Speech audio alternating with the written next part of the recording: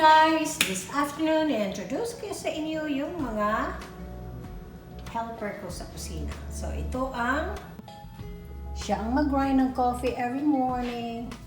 Ito naman siya, paborito ko siya. 3 cups lang yan siya para sa hummus. Yan, ginagamit ko siya araw-araw. At ito si blender naman para sa aming smoothie. Ito mga bata kasi before mapunta sa school, gumagawa ako ng smoothie. Hindi lang sa mga bata, pati na rin sa aming mag-asawa. Ayan siya. Ito naman si ate na KitchenAid. Siya ay medyo malaki siya. 7 cups. Ayan, ginagamit ko siya pag gagawa ako ng marami. So, ito naman siyang Ninja. Si Mr. Ninja naman guys, ginagamit ko siya mostly sa hummus at chopping guys. Maganda siyang gamitin. Ito si Magic Bullet naman, siya ang pinaka-paborito kong gagamitin if magmadali ako at 1 cup lang. Ito naman si mataas dyan, si Mr. BRAUN. Siya naman ang gumagawa ng soup ko sa kitchen ko. Ayan, gustong-gusto talaga niya ang soup guys. Madali niya ma-grind ma-puree yung soup mo. So, ayan siya ang pinaka-paborito kong kitchen tool sa aking kitchen. Marami pa ako mga tools guys, pero ito ang pinaka-paborito ko sa lahat ng mga electronics ko sa kitchen. Ito ang pinaka-lola sa lahat na meron ako dito. Bakit? Dahil nakarating na siya ng ibang bansa at siya ang pinaka-panganay ko dito. Lola or panganay. So ito ginagamit ko siya sa hummus dahil favorite namin ng hummus. Ayan siya. Madali siyang ipasok sa loob. Takpan mo siya. At wala. Very easy to use. Ito naman sa blender, halos araw-araw ko siyang ginagamit dahil kami ng smoothie. Especially sa mga bata. At you know what? Ito ang maganda sa blender ko dahil isang tanggal mo lang, isang pasok mo lang din. So, napakaganda niya gamitin dahil hindi na yung i-twist mo tapos ilak mo gano'n, no? Hindi. Up and ganyan lang siya. Pwede na siya matanggal. Maganda ito dahil marami siyang function. 12 functions ito. Pwede siya mag-mix, mag-milkshake, pwede siya sa salsa, pwede siya maka-chop, pwede siya smoothie, maka-dice. Basta yung mga ilagay mo dito guys, gagawin niya. I-crush yung ice mo. Pero most of the time, ginagamit ko siya para sa smoothie. So, ayan, pinaka-helper ko talaga siya sa kusina ko. Ito si blender. So, I know na lahat tayo dyan may mga blender. At, favorito natin yan. Favorito nyo, favorito ko yan siya.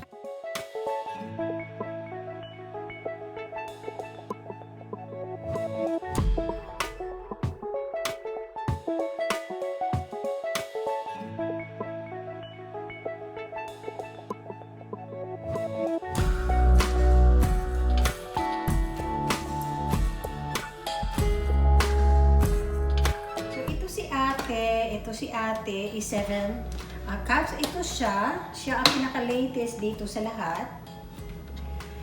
Ito ang dahil malaki siya So, sasabihin natin siya si ate. So, ayan siya, 7 cups. Ito siya, napakaganda niya dahil kung anong ilagay mo dito rin, marami din siyang function. At maganda siya dahil, pinili ko siya dahil, you see, isang pasok lang, lock na kaagad siya. Hindi yung patwist-twist ka pa, di ba? Maganda siya na food processor. So,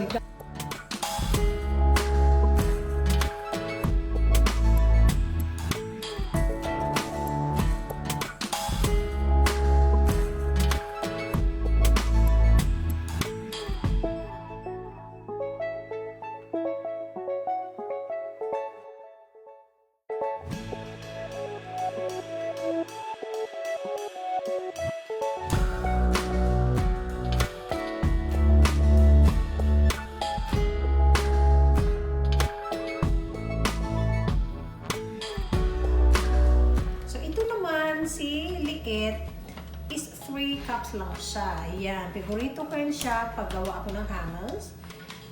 Dahil, madali lang din siya, pero twist siya guys. Pero hindi naman siya ano. So magandang helper ko siya sa kusina dahil isang twist lang niya. Very easy to use. Ayan. So gusto ko si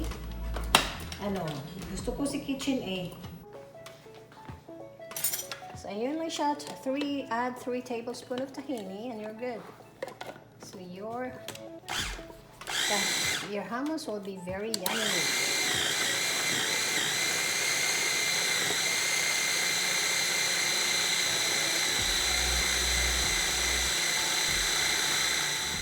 And ito naman, araw-araw talaga ito ginagamit namin. Every morning dahil mag-coffee. Ito grind lang siya guys. Kung gusto namin yung press kung grind na coffee, talagang gagamitin namin siya. Pero minsan, yung isang supot ng Starbucks or whatever na whole bean na coffee, i-half ko siya, i-grind ko half. So, it takes siguro mga 5 days. Pero kung gusto talaga ng asawa ko na araw-araw press ko yung coffee niya, ito siya talagang gamit na gamit. Aside from that, pwede rin siyang magamit pag you're running out of confectioner sugar. Ayan, si buong sugar mo, ilagay dito, maka-grind siya. So, may confectioner sugar ka na, diba? Ito siya guys, whole bean, you see?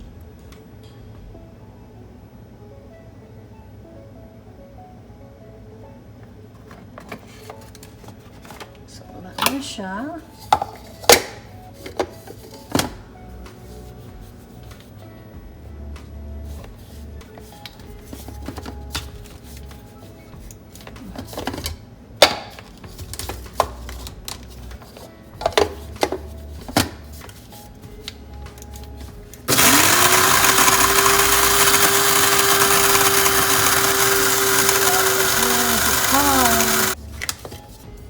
So, ayan siya. That's how fine it is.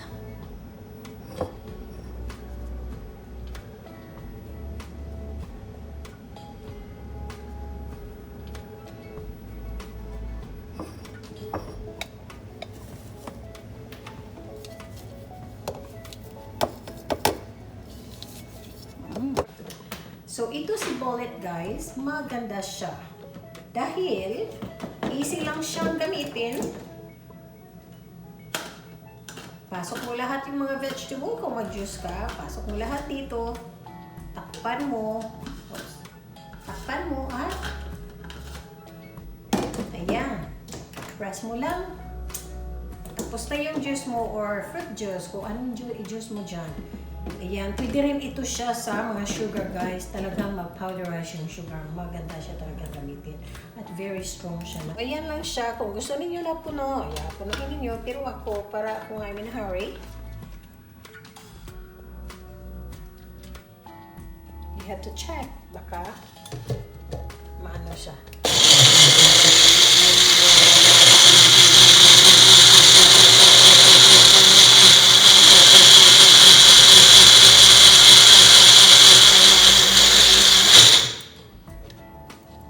So, ayan na. In just a minute, meron na tayong smoothie. Healthy smoothie. So, pwede yan siya pag meron kayong vegetable. Ayan, lagyan ninyo ng vegetable. Or gagawa kayo ng smoothie na vegetable. So, cheers!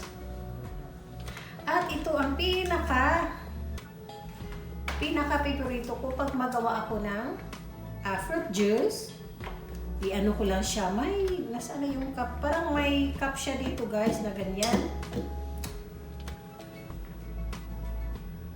Maganda ito siya. At pwede rin siyang isoup sa pag magawa ka ng pumpkin soup, magawa ko kung anong soup. Lentils, kung i-ano mo si lentils or yung leek soup. Ayan. Like a potato soup, siya gagamitin ko dahil alam mo, i-ano mo lang sa pot, ayan, pwede na siya. You don't need to take out the soup talaga dahil napaka-easy lang niya. So,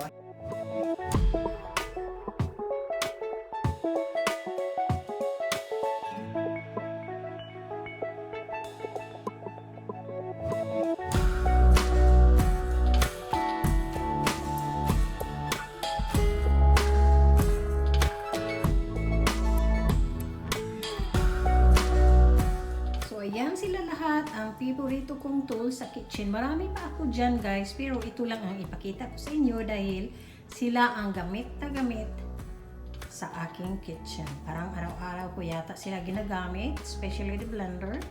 Ayan siya at lahat sa aking kusina. At least one of this one, ginagamit ko siya araw-araw or at least once a week or twice a week, diba? So I know lahat tayo may mga favorito na mga tools sa kitchen.